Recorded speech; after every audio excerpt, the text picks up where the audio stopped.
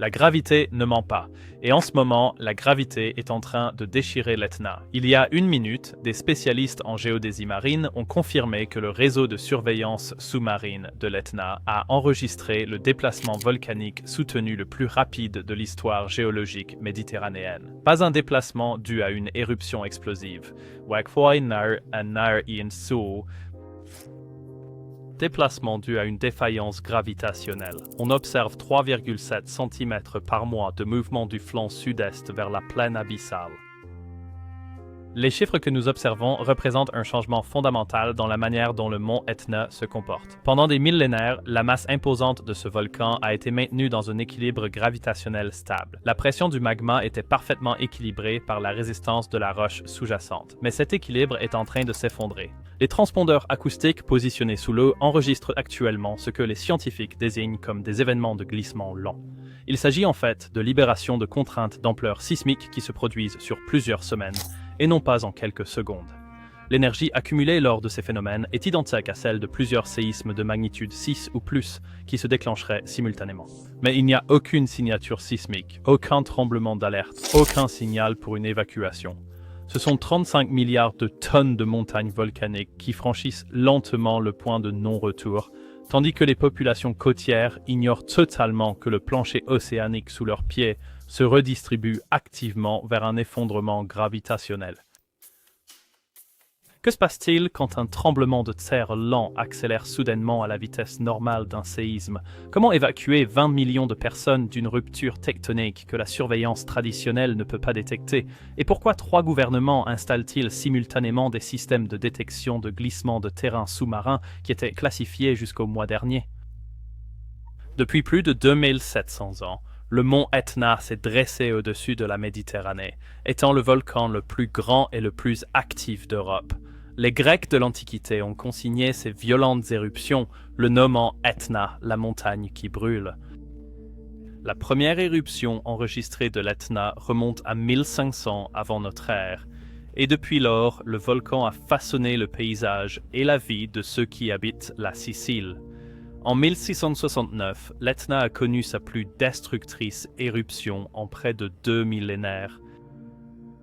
Pendant 122 jours, la montagne a craché du feu et des cendres, anéantissant 10 villages et envoyant de la lave jusqu'aux murs de la ville de Catane. Des témoins oculaires ont décrit des scènes de dévastation apocalyptique. Un observateur a écrit que la lave dévalait la montagne comme une rivière déchaînée, détruisant et brûlant absolument tout sur son passage. Un autre a raconté que l'atmosphère s'est remplie de fumée et de cendres, obscurcissant complètement le soleil et changeant le jour en nuit. Mais malgré son histoire volcanique mouvementée, l'Etna a adopté un comportement relativement prévisible au cours des derniers siècles. Depuis 1600, le volcan a connu plus de 60 éruptions latérales, dont près de la moitié se sont produites depuis 1900. Ces éruptions suivent généralement un scénario bien établi. L'intrusion de magma conduit à une déformation du sol, ce qui déclenche des trémors harmoniques, culminant en une libération explosive. Les éruptions sommitales de l'Etna, bien que spectaculaires, menacent rarement directement les populations avoisinantes.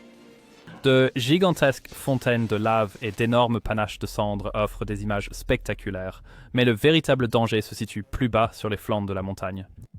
Les éruptions de flanc de l'Etna, bien que moins fréquentes, ont le potentiel de provoquer des destructions généralisées.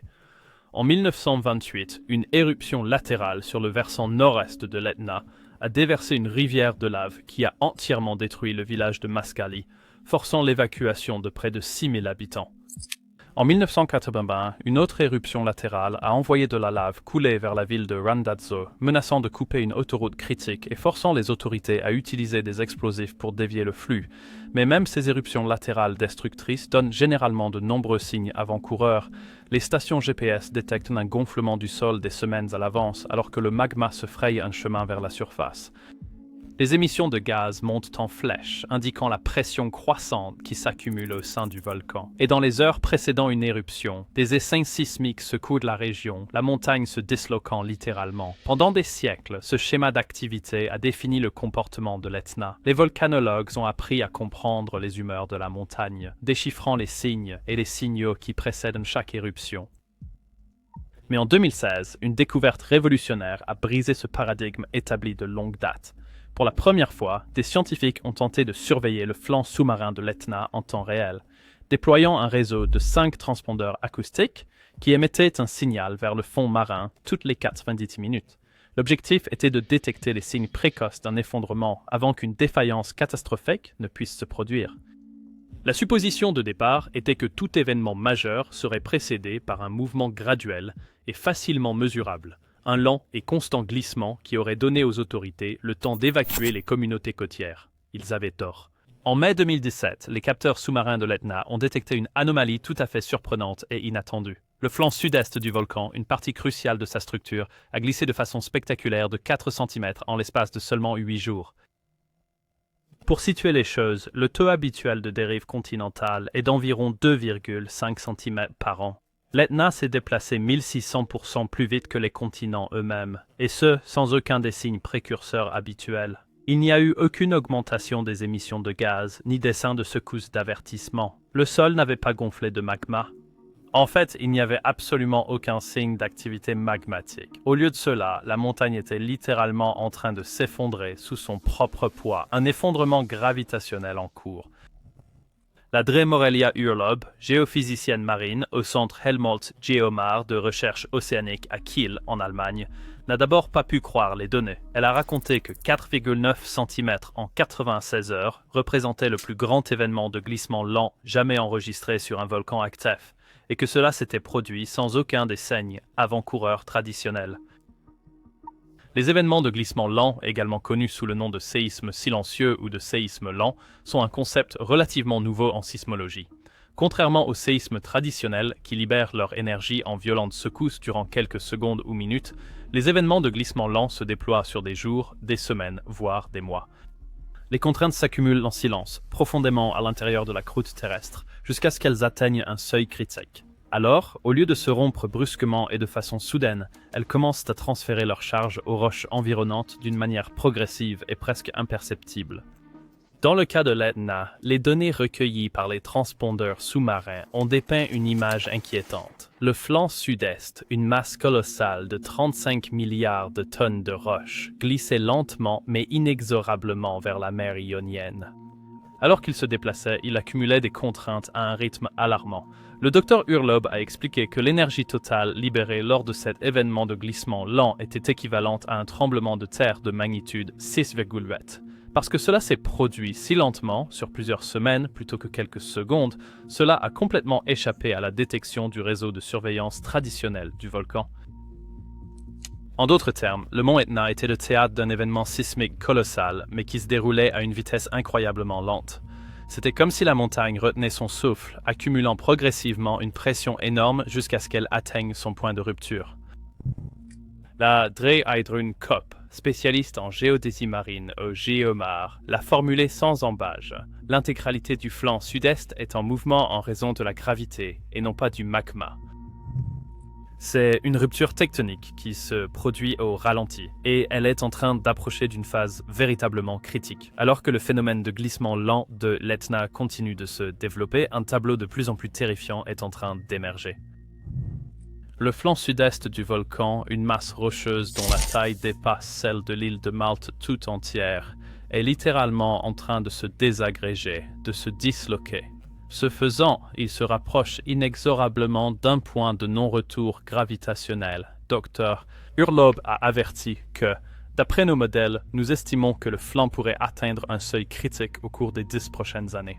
Si cela se produit, l'intégralité de la masse pourrait se détacher et s'effondrer dans la mer Ionienne, provoquant un tsunami dévastateur. L'ampleur d'un tel événement est extrêmement difficile à appréhender.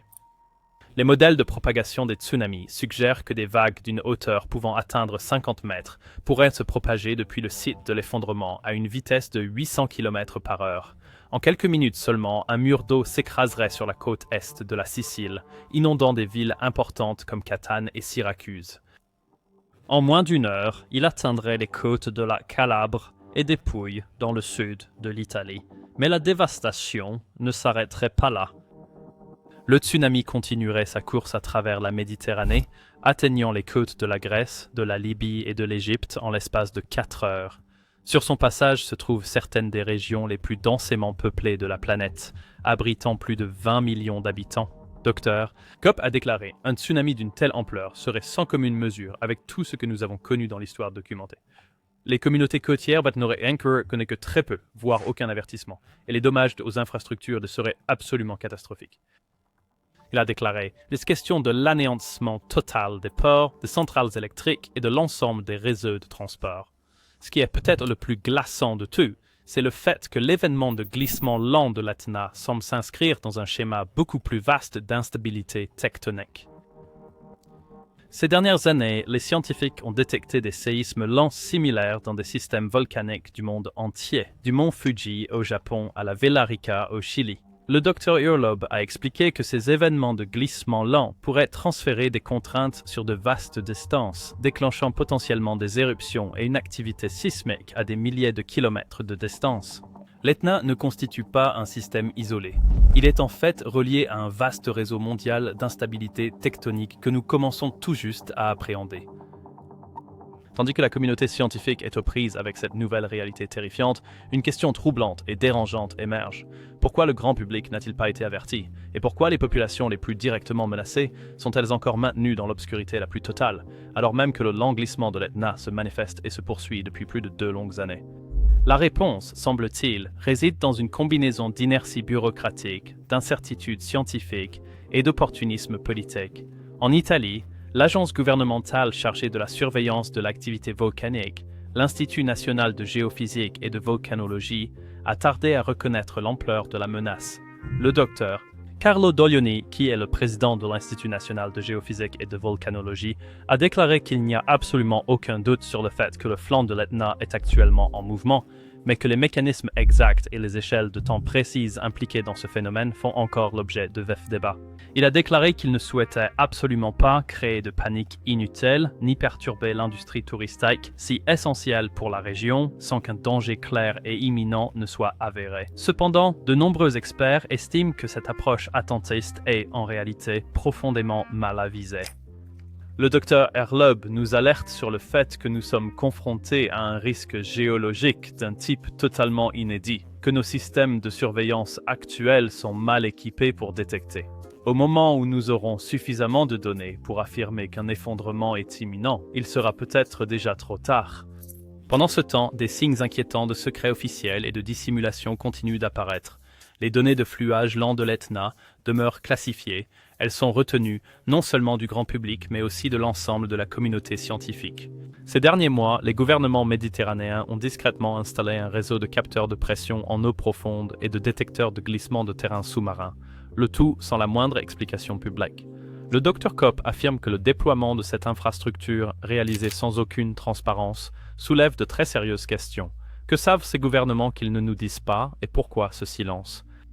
Pourquoi investissent-ils dans la préparation aux catastrophes sous-marines, tout en laissant leur propre population dans l'ignorance la plus totale? Les implications d'un tsunami provoqué par l'Etna sont presque trop vastes pour être pleinement envisagées. Au-delà de la dévastation immédiate et des pertes de vies humaines innombrables, un tel événement pourrait profondément déstabiliser l'ensemble du bassin méditerranéen, aussi bien sur le plan géologique que géopolitique, avec des répercussions incalculables.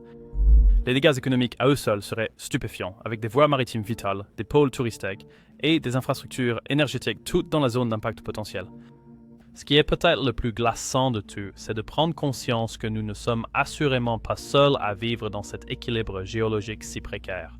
Le séisme lent de l'Etna est un rappel brutal que le sol sous nos pieds est bien plus dynamique et imprévisible que nous ne l'avions jamais imaginé.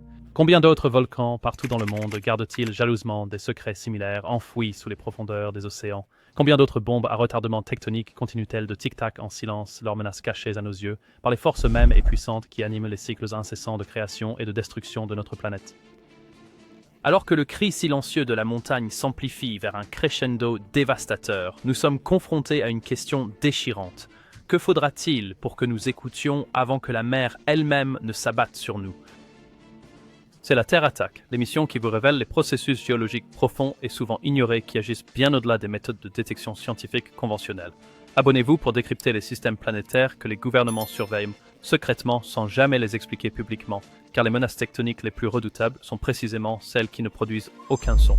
Et à l'heure actuelle, le silence assourdissant du mont Etna est en train de devenir mathématiquement intenable.